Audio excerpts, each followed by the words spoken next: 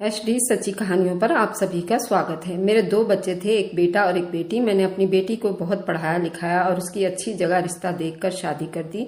मैं अपनी जिंदगी में बहुत खुशहाल था, पर वहीं पर मेरे बेटे को मैंने पढ़ाना चाहा, लेकिन न जाने वह किस बुरी संगतों में पड़ गया कि आज वह अपने बाप को ही भूल गया। ना ही उसे बड़ों की तमीज थी, ना ही वह किसी की इज्जत करता था। उसे तो सिर्फ अपनी परवाह थी और आज वो मेरे सामने सीना तान कर ये सब कुछ कह रहा था। पापा, मैं कह रहा हूँ कि मुझे मेरा हिस्सा दो, वरना मैं कोर्ट तक जाऊंगा। मैंने अपने बेटे को देखा जो बेशर्म की तरह मुझे कानून की धमकी दे रहा था। जाओ किशन, तुम्हें जिस भी कोर्ट में जाना है जाओ और जाकर मुझ पर दावा करो कि तुम्हारा बाप तुम्हें जायदाद में से हिस्सा नहीं देता। मैं भी तो देखता हूँ कि कौन सा कानून है जो तुम्हें हिस्सा देने पर मजबूर करती है। मैं उसकी धमकी को हवा में उड़ाते हुए और खुली छूट देते हुए कहा, एक बेटा होकर बाप के मुंह को आ रहा था। मैं सच कह रहा हूँ मम्मी और दादी, तुम दोनों समझाओ उनको कि मुझे हिस्सा दे, वरना मैं कोर्ट में गया तो उनके हाथ फिर कुछ नहीं आने वाला। उसने अब की बार मेरी माँ और मेरी पत्नी को बीच में लाते हुए कहा। माँ तो गुस्से से उसे घूरने लगी, लेकिन मेरी पत्नी सोच में डूबी बोल नहीं पा रही थी। कौन सा कोर्ट बेटा जी, तुम जिस भी कोर्ट में चले जाओ, कोई भी कोर्ट मुझे मजबूर नहीं कर सकती मैं तुम्हें हिस्सा दूं। कोर्ट भी तभी मेरी जायदाद में से तुम्हें हिस्सा देगी जब मैं मर जाऊंगा, लेकिन मेरे जीते जी ये सब कुछ मुझसे कोई नहीं छीन सकता। बेटा, कानून तो ये कहती है कि मैं अपना वारिस चाहे जिसे बनाऊं। अगर फिर भी तुम्हें कोर्ट में जाकर वक्त और पैसा दोनों बर्बाद करना है तो शौक से करो, मुझे कोई समस्या नहीं, लेकिन हिस्सा और रिश्ता दोनों भूल जाओ, तुम्हें मुझसे मिलेगा। मैं इतना कहकर अपना मुंह मोड़ लिया था और वह भुनभुनाता हुआ घर से बाहर निकल गया था, जिस पर मैं बहुत गुस्से से अपनी आंखों में आई हुई नमी, अपने आंसू अपने गले से नीचे उतारी थी। मैं अपनी बीमार पत्नी और माँ के सामने रोकर अपना भरम नहीं तोड़ना चाहता था कि औलाद ने जीते जी मार ही दिया था। मेरी माँ बड़बड़ाकर मेरे बेटे को कोस रही थी, जो न जाने क्यों बिगड़ गया था, जबकि हमने उसकी अच्छी परवरिश करने में कोई कसर नहीं छोड़ी थी। तू परेशान न हो, भगवान है ना, जो करेंगे अच्छा ही करेंगे। जाओ हाथ मुंह धोकर आओ, मैं तेरे लिए खाना लगाती हूँ। माँ ने मेरे गुस्से और बेबसी से सुर्ख पड़ते हुए चेहरे को देखकर कहा तो मैंने अपनी रोती हुई पत्नी को एक नज़र फिर से देखा। सिर हिलाता कमरे में चला गया। कुछ देर के बाद मैं हाथ मुंह धोकर आया और खाना खाने लगा। तू फिक्र ना किया कर, ये जो आज धमकियां दे रहा है ना, कल भगवान उसे ऐसा सबक सिखाएगा का पता ही चल जाएगा, उसकी सारी अकड़ निकल जाएगी। तू फिक्र ना किया कर, वरना तेरी तबीयत भी खराब हो जाएगी। माँ ने कहा तो मैंने कहा, और क्या करूँ। किशन न जाने किस बुरे लड़कों के साथ उठने बैठने लगा है कि बाप से बात करने की तमीज तक भूल गया है। और मेरे बाप दादा की कौन सी करोड़ों की जायदाद थी, ले देकर मेरे पास एक दुकान और ये घर है जिसके छत तले हम आराम और सुकून से रहते हैं और दुकान से हमारी रोजी रोटी चलती है। और अगर मैं इसी में से उसको हिस्सा दे दिया तो हम कहाँ रहेंगे और क्या खाएंगे। इसमें से मैंने उसे हिस्सा दिया तो हम लोग खुद बेघर हो जाएंगे, और ये दुकान दे दी तो कमाऊंगा कहाँ से। न जाने किस पर चला गया है ये किशन, मैंने गुस्से से फड़फड़ाते हुए कहा तो मेरी पत्नी ने अपनी कांपती हुई कमजोर शब्दों में कहा कि बस करिए, गुस्सा थूक दीजिए। अपनी पत्नी की बात सुनकर मैं कुछ धीमा पड़ चुका था, जो इतनी सी बात करने पर हाँफने लगी थी। बीमारी ने उसे हद से ज्यादा कमजोर कर दिया था। खाना खाने के बाद मैं अपने कमरे में चला आया था, जबकि माँ और पत्नी दोनों बाहर बैठी रहीं। काफी देर के बाद माँ मेरी पत्नी को संभालकर कमरे में छोड़ गई तो मैं आगे बढ़कर उसे सहारा देकर उसकी जगह पर लिटा दिया और फिर उसे दवाई खिलाने के बाद अपनी जगह पर आ गया। जब तक वह ना सोई तब तक मैं जागता रहा, और फिर जब वह सो गई तो मैं भी गहरी नींद में उतर गया। पानी पानी आवाज में कराहती हुई मेरी पत्नी जब मुझे पुकारा तो उस वक्त मैं गहरी नींद में जा चुका था। उसकी आवाज सुनकर मैंने नींद से भरी आंखें खोली और अपने दाईं तरफ देखा, जहां बेड की दूसरी तरफ मेरी पत्नी बीमारी में पड़ी हुई करा रही थी, पानी पानी मांग रही थी। मैंने बेड से उठते हुए घड़ी पर टाइम देखा, रात का 1 बज रहा था। मैं अपनी जगह से उठकर जग से पानी गिलास में डालकर उसे सहारा देकर बिठाया और पानी का गिलास उसके मुंह को लगा दिया। कमजोरी की वजह से उसका पूरा बदन कांप रहा था, जिस पर मैं बेहद गम से उसे देखने लगा। जिंदगी की कई बहारें हमने एक साथ बिताई थी, हर सुख दुख में वो मेरे साथ थी। अब इस उम्र में आकर वह एकदम बीमार पड़ गई थी। हर आने वाला पल ऐसा लगता था जैसे अब उसकी आत्मा निकल जाएगी। उसे पानी पिलाकर मैंने वापस तकिया पर लिटा दिया तो उसने कहा, भूख लगी है, कुछ खाने को ला दो। उसकी बात सुनकर मैं हाँ में सिर हिलाता बाहर निकल आया। फिर किचन में गया, उसके लिए खिचड़ी बनाई। उसे परहेजी खाना देना था। डॉक्टर ने उसे नमक मिर्च और तेल मसाले वाले खाने से बिल्कुल मना किया हुआ था। खिचड़ी बनाकर मैं कमरे में वापस आया और फिर उसे सहारा देकर उठाते हुए खिचड़ी खिलाई, फिर पानी पिलाया और वापस तकिए पर लिटा दिया। फिर कुछ ही देर बाद वे कराहती हुई गहरी नींद में उतर गई। मैंने उसके कमजोर झुर्रियों वाले चेहरे को काफी देर यूं ही बिन वजह निहारता रहा। वह भी 45 साल की होने वाली थी। चेहरा सारी झुर्रियों से भर चुका था, जबकि वजन भी बेहद कमजोर था और वह हड्डियों का ढांचा बन चुकी थी क्योंकि उसे कैंसर था। वह भी लास्ट स्टेज पर थी। बाल भी झड़ चुके थे। सर को हर वक्त कपड़े से लपेट कर रखा करती थी। कुछ देर यूं ही उसे निहारने के बाद मैंने गहरी सांस भरकर उठकर खड़ा हुआ, बर्तन किचन में रखे और वापस आकर अपनी जगह पर लेट गया। फिर से मैं सो गया। अगली सुबह मैं उठा तो मेरी पत्नी अभी तक सो रही थी। मैं उसे जगाने लगा मगर उसका बदन बिल्कुल ठंडा पड़ गया था, जिस पर मैं उसका हाथ छोड़कर पीछे हटा। मेरे माथे पर ठंडे पसीने आने लगे थे मगर हिम्मत करते हुए मैंने उसका सांस चेक किया, जो अब नहीं चल रहा था। उसका जिस्म अकड़ा हुआ था। उसका मतलब तो साफ था कि अब वो इस दुनिया में नहीं रही। मैं उसके मृत शरीर के पास ढेर सा हो गया था। रात न जाने किस वक्त अपनी बीमारी से लड़ती लड़ती जान की बाजी हार गई थी। अभी मैं आंखों में नमी लिए उसके बेजान से चेहरे को देख रहा था जब अचानक मेरी माँ मुझे आवाज देती हुई कमरे में दाखिल हुई। मगर मुझे गुमसुम बैठा देखकर मेरे पास आई तो मैंने अपनी आंखों में आई नमी साफ करते हुए माँ को बताया। अब उसकी बहू इस दुनिया में नहीं रही, जिस पर माँ बहुत तेज तेज रोने लगी थी। दोपहर तक सब रिश्तेदारों को बता दिया गया मेरी पत्नी की मौत हो चुकी है। मेरी ब्याही हुई बेटी भी अपने पति के साथ आ चुकी थी। मेरा बेटा भी माँ की मौत का सुनकर चला आया था। सब लोग हमें तसल्लिया और दिलासा देते रहे। उसके अलावा और कुछ भी नहीं कर सकते थे। शाम को सब मेहमान विदा हो गए थे, जबकि मेरा बेटा भी चला गया था, जबकि बेटी अगले ही दिन अपने पति के साथ चली गई थी। अब घर में मैं और मेरी माँ ही रह गए थे और हम दोनों के अलावा तन्हाई थी जो घर पर छाई हुई थी। मेरी पत्नी की मौत को 13 दिन बीत चुके थे। घर में मेरी पत्नी की 13वीं थी। उसकी आत्मा की शांति के लिए पंडित जी को बुलाकर पाठ किया गया था। मैं दुकान पर भी नहीं जा सकता था, कहीं लोग बातें न बनाएं कि अपनी पत्नी को मरे कितने दिन हुए और ये दुकान भी खोलकर बैठ गया है। हमारे समाज के लोगों का सोच यही है कि दूसरों की मजबूरियां नहीं समझते, बल्कि बातें बनाने का काम शुरू कर देते हैं। और फिलहाल मैं अभी इतने गम में था कि किसी की भी बातें सुनने और बर्दाश्त करने का हिम्मत नहीं कर सकता था। अभी मुझे अपने बेटे के तरफ से भी कुछ तसल्ली था और अब इन 13 दिनों में वह एक बार भी फिर से अपना हिस्सा मांगने नहीं आया था।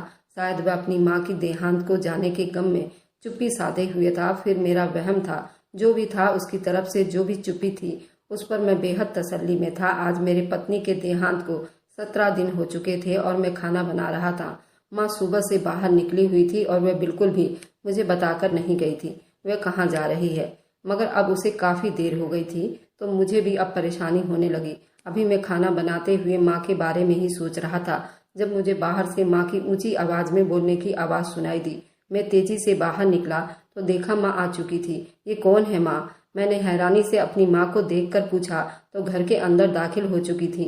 वे अकेली नहीं थी बल्कि उसके साथ एक लड़की भी थी जिसकी उम्र करीब 15 साल की थी। वह लड़की बिल्कुल साधारण कपड़ों में थी। सर पर नीली चुन्नी ओढ़ रखी थी, जबकि नजरें घुमाती हुई हमारे छोटे से घर का जायजा ले रही थी, जो 2 कमरों का एक सेट था। उसमें एक किचन, 2 बाथरूम और एक बरामदा था। माँ ने मेरे सवाल का कोई जवाब नहीं दिया, बल्कि उस बच्ची का हाथ पकड़कर मेरे पास लाई और बोली, इस लड़की से तेरी आज ही शादी है। माँ की बात सुनकर मैं फटी फटी आंखों से माँ को देखने लगा। ये तुम क्या कह रही हो माँ? मैंने हैरानी से माँ को देखकर कहा और फिर उस बच्ची को देखा जो अभी 15 साल की भी ना थी। मुझे तो उससे भी छोटी लग रही थी, जबकि मैं खुद 55 साल का था, यानी वो मुझसे कई गुना छोटी थी। मैं वही कह रही हूँ जो तू सुन रहा है। आज तेरी इस लड़की के साथ शादी है। मैं कुछ नहीं सुनूंगी। मेरी माँ ने बिल्कुल साफ सुथरी अंदाज में 2 टूक बात किया तो मैंने सदमे में माँ को देखने लगा। तेरा दिमाग चल गया है माँ? उसकी और मेरी उम्र में फर्क देख। ये मुझसे पूरे 35 साल छोटी है और तुम मेरी शादी इससे करवाने चली है। उम्र को भी छोड़, अभी मेरी पत्नी को मरे हुए 1 महीना भी नहीं हुआ माँ। अभी तो उसकी आत्मा को पूरी तरह शांति भी नहीं मिली होगी और मैं ब्याह रचाकर बैठ जाऊं। मैं दबे शब्दों से माँ को इस गलत फैसले का एहसास दिलाना चाहता था, लेकिन माँ ने एक बार फिर 2 टूक अंदाज में कहा कि मुझे अब कुछ नहीं सुनना।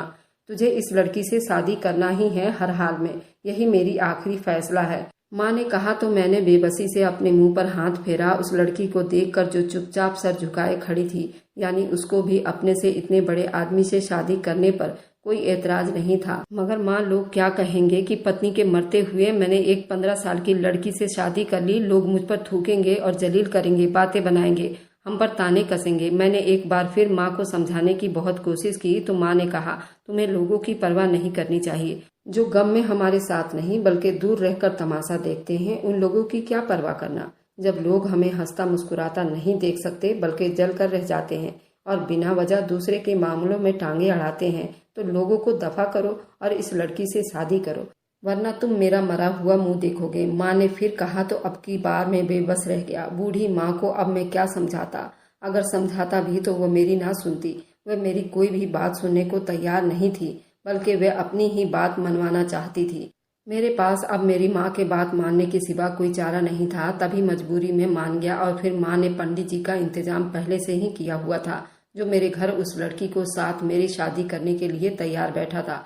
वह भी इस लड़की को देखकर हैरानी में पड़ा हुआ था, जिसका मुझे डर था। लोग मुझे भगवान का डर दिला रहे थे। मैं इतनी छोटी बच्ची से शादी कर रहा हूँ और कुछ लोग तो पूछ भी रहे थे, आखिर ऐसी भी क्या जल्दी थी। पत्नी के मरे अभी 1 महीना नहीं हुआ। अब मैं उनको क्या बताता कि माँ की जिद के आगे बेबस था।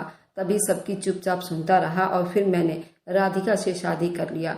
वह लड़की दुल्हन बनकर मेरे कमरे में चली आई, जबकि पंडित जी और लोग बातें बना रहे थे और वापस जा रहे थे, जिस पर मैं तो शर्म से पानी पानी होता जा रहा था। मगर माँ बड़ी तसल्ली में थी, जैसे उसे लोगों की बातों से बिल्कुल भी फर्क ना पड़ता हो। अब खुश है ना तू माँ? मैंने सबके जाते हुए माँ से गुस्से भरी अंदाज में कहा। तो माँ ने फटाफट सर हिला दिया, जिस पर मैं तो बहुत चिढ़ा हुआ था।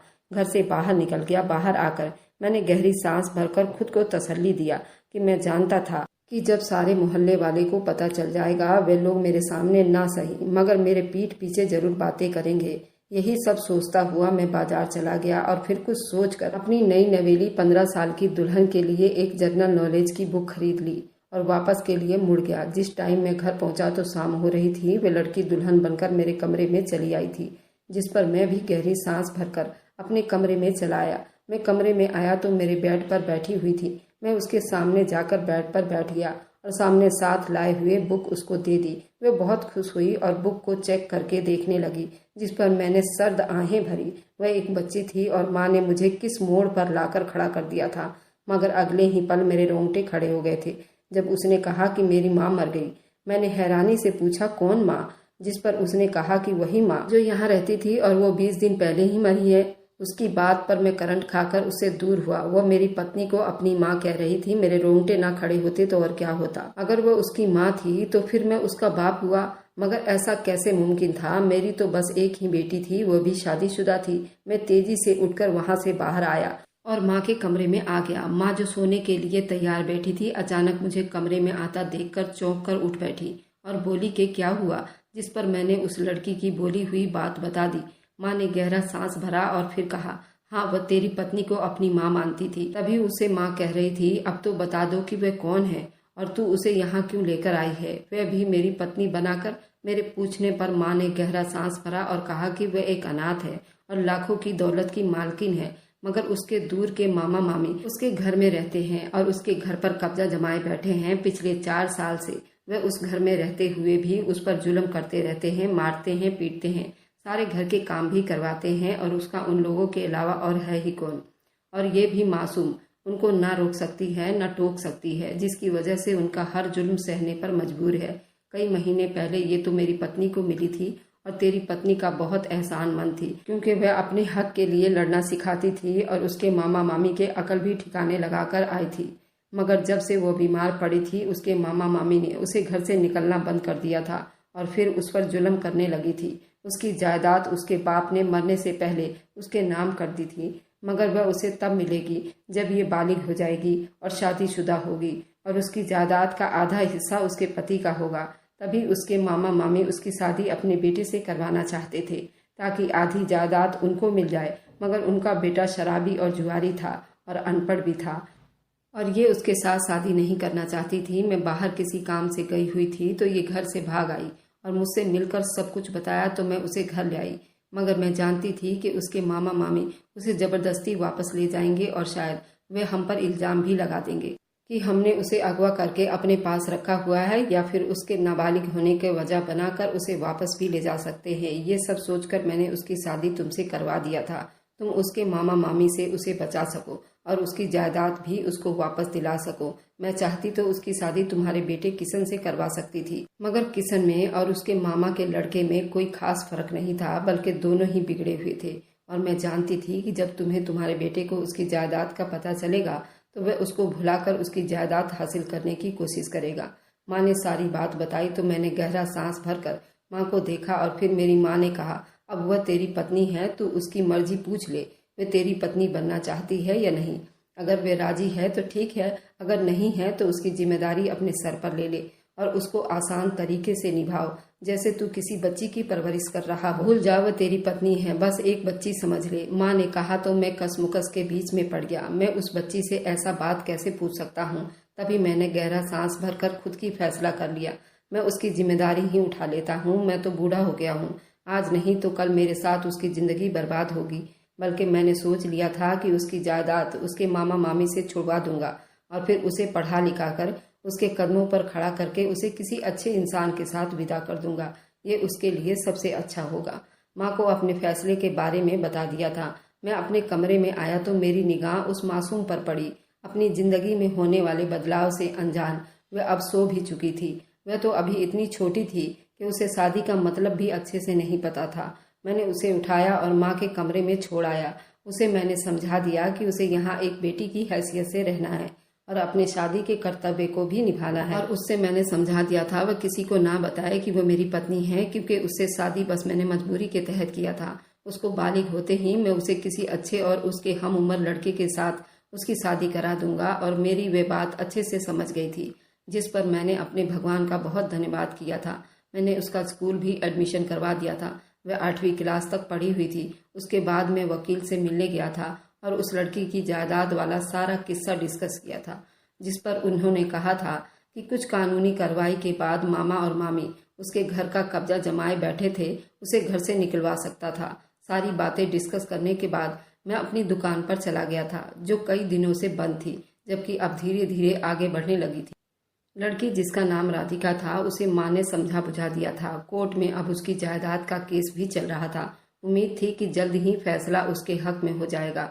उसके मामा मामी मेरे कोर्ट जाने और वकील करने पर तिलमिला रहे थे। हैरानी तो उन्हें इस बात की थी कि राधिका ने इतने बूढ़े आदमी से शादी कैसे की, और इसी बात को उन्होंने कोर्ट में भी उठाया था कि जरूर मैंने ही राधिका को बहला फुसलाकर उसको शादी के लिए मजबूर किया होगा। मगर राधिका ने सबके सामने गवाही देते हुए साफ शब्दों में कह दिया था कि उसने खुद ही अपनी मर्जी से शादी की थी, क्योंकि उसके मामा मामी उसके जायदाद हासिल करने के लिए जबरदस्ती उसकी शादी अपने जुआरी और शराबी बेटे से करवाना चाहते थे, जो वह करना नहीं चाहती थी। ये भी उसके लिए एक प्लस पॉइंट बन गया था, जिसके बाद कोर्ट में फैसला उसी के हक में दे दिया गया था और उसके मामा मामी को उसका घर छोड़ने का हुक्म दे दिया गया था। और ये अदालत का हुक्म भी था। वह लोग उसके घर को छोड़ने पर मजबूर हो गए थे। अब उसका घर खाली था। उसने कहा था कि हम सब उसके साथ रहने चले, लेकिन मैं नहीं मानता था। मेरा घर वीरान हो जाएगा। ये उसके 3 दिन के बाद की बात है, जब एक दिन मेरा बेटा किशन अचानक घर आ गया। राधिका अभी स्कूल से आकर बैठी ही थी, जबकि मैं दुकान से घर दोपहर का खाना खाने आया था। राधिका को मेरा बेटा देखकर हैरान रह गया और मेरी माँ से उसके बारे में पूछताछ करने लगा। अभी वो 20 साल का ही था। कॉलेज की पढ़ाई छोड़कर बस आवारागर्दियां किया करता था। न उसे काम करने का पता था, न पैसे कमाने का ढंग था। उसकी माँ बीमार पड़ी थी, तब से वह हाथों से ही निकल गया था। वो बुरे लड़कों की संगत में उठने बैठने लगा था। राधिका को देखकर उसकी नीयत खराब होने लगी थी। माँ ने उसे यही बताया था कि वे लड़की माँ की दूर के रिश्तेदार की बेटी है, जो अनाथ है। अब वह हमारे साथ ही रहेगी। शोर शराबा की आवाज सुनकर मैं बाहर आया तो किशन को देखकर समझ गया, आज वो फिर अपना हिस्सा मांगने आया है। जिस पर उसके कुछ कहने से पहले ही मैंने 2 टूक अंदाज में उसे मना कर दिया था। तुम्हें मुझसे कोई हिस्सा नहीं मिलेगा। अगर हिस्सा चाहिए तो पहले कुछ कमाओ। आखिर को मैं तुम्हारा बाप हूँ, मेरा तुम्हारी कमाई पर हक है। मेरी बात सुनकर उसने ना में सिर हिलाया और कहा कि नहीं, अगर आप मुझे हिस्सा नहीं देना चाहते तो ना दीजिए, मगर मेरी दूसरी शर्त मान लीजिए, फिर मैंने हिस्से का मांग नहीं करूंगा। उसकी बात सुनकर मेरा और मेरी माँ का माथा टनका था। ये अपनी बात से कैसे पीछे हट गया। फिर मैंने पूछा कि हाँ कहो, जिस पर उसने राधिका को देखकर कहा कि आप मेरी शादी इस लड़के के साथ करवा दीजिए, फिर मैं घर पर ही रहूंगा, कमाई भी करूंगा और कोई हिस्सा वगैरह भी नहीं मांगूंगा। किशन ने जैसे ही कहा मेरा पारा हाई हो गया। मैंने मोटा सा डंडा उठाकर उसकी तरफ दौड़ पड़ा। उसके कराहने और चीखने की आवाज पर भी ना रुका। उसे इतना मारा जितना मैं मार सकता था, उसकी अकल ठिकाने लग जाए और वह आइंदा ऐसी बात करने के बारे में सोचे भी ना। माँ ने अगर उसे मुझसे ना छुड़ाया होता तो मैं शायद उसे जान से ही मार देता। उसने बात ही ऐसी की थी। अगर वो मेरी पत्नी ना भी होती तब भी किशन की ऐसी बात पर उसकी धुलाई करके रख देता। एक 15 साल की बच्ची के साथ वह शादी कैसे कर सकता है। माँ ने उसे मुझसे छुड़वाकर कमरे में ले गई, जबकि राधिका को मैंने कमरे में चले जाने का हुक्म दिया, जो कि मेरे खतरनाक गुस्से पर सहमी सहमी खड़ी थी। पूरे घर में किशन के रोने की आवाज गूंज रही थी और माँ उसके जख्मों पर दवाई लगाते हुए उसे राधिका के बारे में बता रही थी। वह मजबूरी के मारे यहाँ पर रह रही है। किशन कुछ देर के बाद मेरे कमरे में आया और मुझसे माफी मांगा। वह नहीं जानता था कि राधिका मेरी पत्नी है, तो मैंने उसे माफ कर दिया। मेरे बेटे किशन ने मेरी माँ से कहा, मुझे कुछ पैसे दे दो कि मेरे पास खर्च करने को 1 रुपया भी नहीं है। मैंने भी मौका जानकर कहा कि मैं उसे रोज जेब खर्च दिया करूंगा, मगर वो मेरे साथ दुकान पर बैठ जाए, मुझे पूछ कर कहीं जाए, अब अपने बुरे दोस्तों की संगत छोड़ दे। किशन भी मान गया था, क्योंकि वह पिछले 1 हफ्ते से भूखा पेट सो रहा था। काम वह करता ही नहीं था। उसके दोस्तों ने भी उसे पैसे देने से मना कर दिया था। सब कुछ अब ठीक ठाक हो चुका था। किशन अब रोज मेरे साथ दुकान पर बैठता था। धीरे धीरे सुधरने लगा था। राधिका के साथ भी वो बेहद तमीज और इज्जत से पेश आता था। अपनी बेटी को मैंने वही कहानी सुनाई थी जो लोगों को सुनाई थी। राधिका की माँ दूर की रिश्तेदार की बेटी है जो अपने पास रहेगी। राधिका की पढ़ाई जारी थी और फिर वक्त तेजी से बीतने लगा था। मैंने राधिका की मजबूरी का फायदा नहीं उठाया था, बल्कि अच्छे नीयत से उसकी जिम्मेदारी संभाली थी। 4 साल बीत जाने के बाद 19 साल की हुई तो मैंने राधिका की शादी कर दी थी। जिस लड़के को वो पसंद करती थी उसी लड़के से मैंने राधिका की शादी करवा दी थी और मैंने किसी को बिना बताए ही चुपके से उसे डिवोर्स भी दे दिया था, ताकि कभी किसी को इस बारे में पता ना चल सके। किशन की भी शादी कर दी गई थी। अब उसका एक बेटा था, मगर उसकी पत्नी भी राधिका की हकीकत से बिल्कुल अनजान थी, ताकि कल को उसके पति को न पता चल जाए और उसकी शादीशुदा जिंदगी बर्बाद न हो जाए। और उसके जायदाद से आने वाला पैसा आधा उसके अकाउंट में और कुछ उसके पढ़ाई पर खर्च हो रहा था। उसका पति भी बहुत अच्छा था, उसको आगे पढ़ाना चाहता था, लेकिन उसकी शादी से पहले ही मेरी माँ की मौत हो गई थी। और फिर जब वो 23 साल की हुई तो उसका एक प्यारा सा बच्चा हुआ। मैं खुद भी अब बूढ़ा हो गया था, जबकि उसने मुझे बहुत धन्यवाद किया था और मेरी एहसान मंद थी। मैंने उसकी मजबूरी का कोई फायदा नहीं उठाया, उसे एक अच्छी जिंदगी दी, जबकि मैं खुश था कि मैं इस परीक्षा में पूरा उतर गया था। अब हमारे घर में खुशी है। राधिका अक्सर आती जाती रहती है। मेरे पोते और पोती राधिका को बुआ कहते हैं, जिस पर वह ऐतराज नहीं करती। दुनिया वालों की नज़रों में राधिका किशन की बहन थी। हमने उसके पति से सब कुछ छुपा लिया था। आप लोग कमेंट में जरूर बताइए कि मैंने राधिका के साथ सही किया या गलत। अगर आपको आज की कहानी पसंद आई है तो वीडियो को जरूर लाइक कीजिएगा और अपने दोस्तों के साथ शेयर भी कीजिएगा। और हाँ, अगर आपने अभी तक हमारे चैनल को सब्सक्राइब नहीं किया है तो जाके जरूर सब्सक्राइब कर लें। मिलते हैं हम अपनी कल की एक नई दिलचस्प कहानी के साथ। मुझ पर सदा अपना प्यार और स्नेह बनाए रखें। सभी को मेरा प्यार भरा नमस्कार दोस्तों।